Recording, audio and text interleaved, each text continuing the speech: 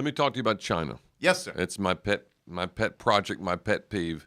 We're dealing with a country over there that has been the most brutal regime ever known to man. They make the Nazis look like choir boys. Yet we've got GM. They're doing the Chinese Communist Party video for them, and they're riding around in Cadillacs with our taxpayer money. What would be your position with China, and why are we so cozy with these folks? I don't know why this administration, and to some extent the previous administration, even under George Bush, was so cozy with the folk. So I'll have to determine that. Here's my approach to how we deal with China.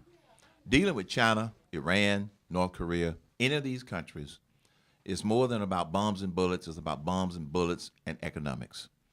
China is growing at 10% a year. We're growing at an anemic 2 to 2.5% a year. They're growing at 10% a year on a smaller base of $6 trillion, the size of their economy. We are growing anemically on $14 trillion. My China strategy is quite simply outgrow China. Once we start growing at 5 and 6%, we won't have to look back economically. The reason it has already been estimated by the International Monetary Fund, which is not one of my favorite groups that we are affiliated with, that based upon purchase power parity, within 5 years, the average Chinese consumer will have the same purchase power as the average United States citizen. That's because our economy is not growing fast enough.